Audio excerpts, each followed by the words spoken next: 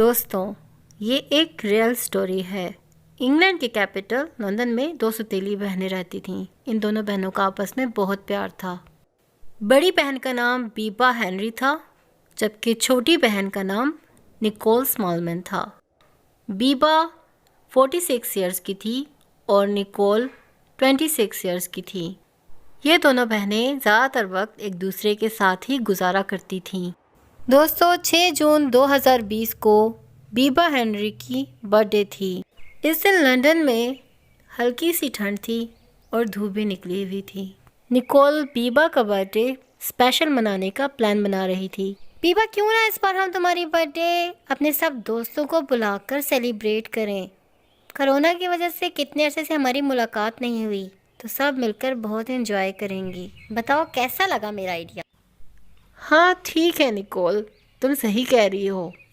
Corona की वजह से कितने अरसे से हम सब की मुलाकात नहीं हुई।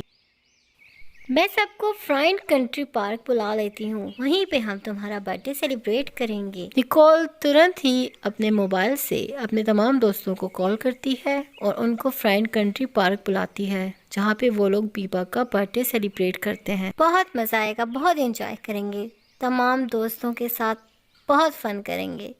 चलो जल्दी से तैयारियां करते हैं। दोस्तों, फिर वो सब फ्राइंड कंट्री पार्क में इकट्ठे हो जाते हैं और बहुत ज़्यादा एंजॉय करते हैं, खूब मौज मस्ती और फन करते हैं।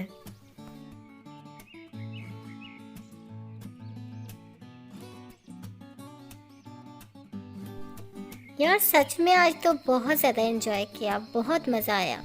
बीबा की बर्थडे के बहाने कोरोना के बाद इतने अरसे बाद हम दोबारा से मिले और सारा दिन गुजर गया, टाइम का पता ही नहीं चला। सारा दिन फ्राइंड कंट्री पार्क में उन लोगों ने साथ गुजारा और फिर शाम और रात हो गई। रात को सब एक एक करके घर वापस जाने लगे। दोस्तों, कुछ देर बाद इस पार्क में कुछ ऐसा हुआ जो किसी के वहमो गुमान में भी ना था। सब दोस्त जा चुके थे, लेकिन बीबा और निकोल ने कुछ देर वहीं रुकने का फैसला किया। उन दोनों बहनों के पास कुछ लाइट्स थीं, जिनके साथ उन्होंने कुछ तस्वीरें खींची।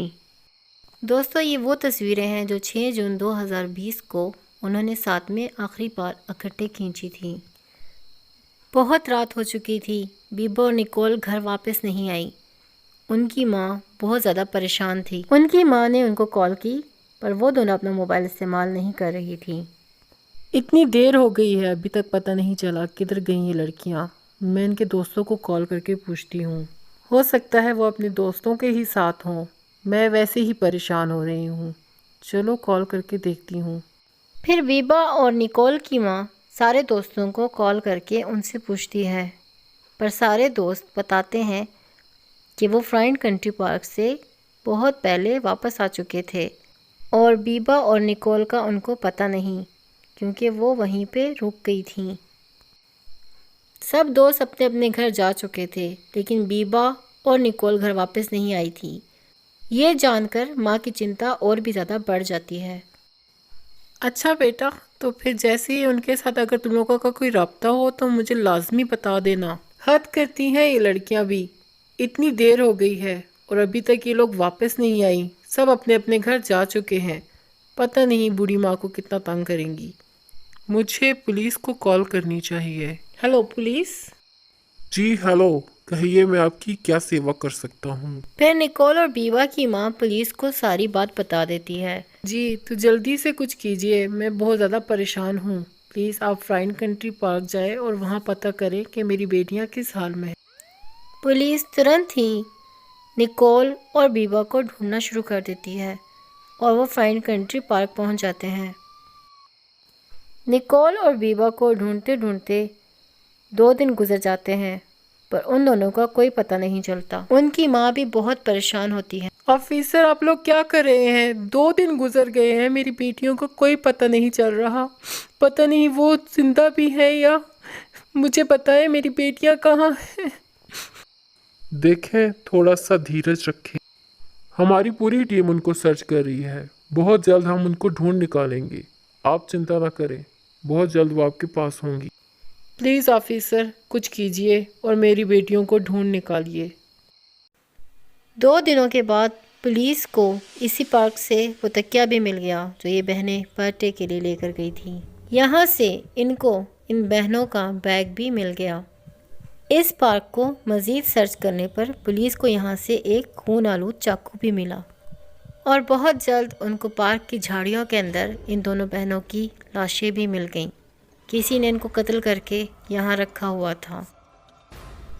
दोस्तों, इस पार्क के तालाब से पुलिस को इन बहनों के मोबाइल फ़ोन्स और बैंक कार्ड्स वगैरह भी मिल गए।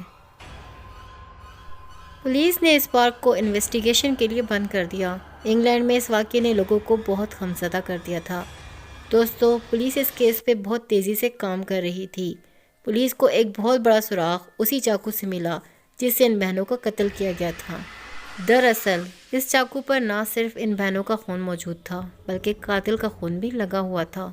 शायद इन बहनों ने खुद को बचाने की कोशिश की होगी और कातिल को भी चाकू लग गया होगा। पुलिस ने इस खून को उन तमाम मुजरिमों के डीएनए से मैच किया जिनका रिकॉर्ड पुलिस के डेटाबेस में मौजूद था।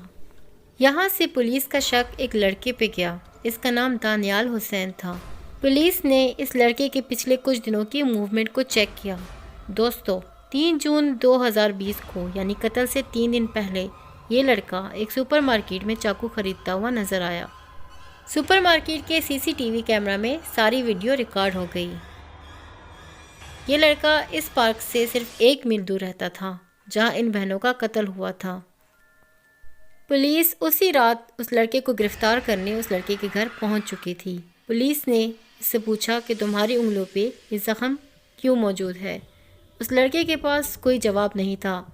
जाहिर सी बात है ये वही चोट थी जो उसको इन दोनों बहनों को कत्ल करते हुए लगी थी। पुलिस समझ चुकी थी कि ये वही लड़का है जिसने इन दोनों बहनों का कत्ल किया है। दानियाल की उम्र सिर्फ 19 साल थी, लेकिन सवाल ये था कि दानियाल ने इन लड़कियों को क्यों कत्ल किया। ये तो इन दोनों बहनों को जानता तक नहीं था। दोस्तों, इस कत्ल की वजह जानकर आप शॉक रह जाएंगे। दानियाल के मुताबिक इसने शैतान के साथ एक मुआहदा किया था, एक बाकायदा एग्रीमेंट जिस पर उसने अपने खून से साइन भी किए थे। ये मुआहदा आप देख सकते हैं। इस मुआहदे के मुताबिक दानियाल हर 6 महीने में शैतान के लिए कम से कम 6 औरतों का कत्ल करेगा। ये शैतान के लिए एक टेम्पल भी बनवाएगा और बदले में शैतान इसको लॉटरी का टिकट जितवाएगा जो कई मिलियंस की होगी। इसके अलावा पुलिस इसको कभी भी पकड़ नहीं सकेगी। इसे लॉटरी के टिकट भी खरीद के रखे हुए थे, लेकिन अब ये पुलिस की हिरासत में था। दोस्तों, लेकिन इस सारी कहानी का मास्टरमाइंड एक और इंसान भी था जो अमेरिका में बैठा हुआ था। इस आदमी का नाम मैथ्यू लॉरेंस है। ये आदमी शैतान को फॉलो करता था और इंटरनेट पर ऐसे लड़कों को ढूंढता था जो शैतान के लिए काम करें। इसी ने दानियाल को ये यकीन दिलाया था कि अगर ये इस तरह से 6 औरतों को कत्ल करेगा तो उसको वो सब कुछ मिल जाएगा जो ये चाहता है। दानियाल इन बहनों को जानता तक नहीं था।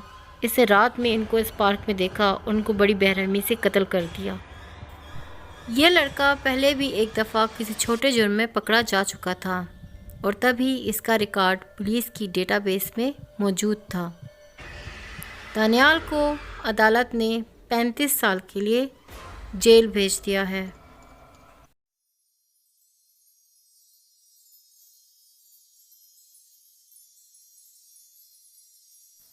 दर्शकों, वीडियो अच्छी लगी है तो वीडियो को लाइक कीजिए, चैनल को सब्सक्राइब कीजिए और बेल नोटिफिकेशंस को ऑन कर दीजिए। अपना बहुत ज़्यादा ख्याल रखिए। मिलते हैं नई वीडियो के साथ।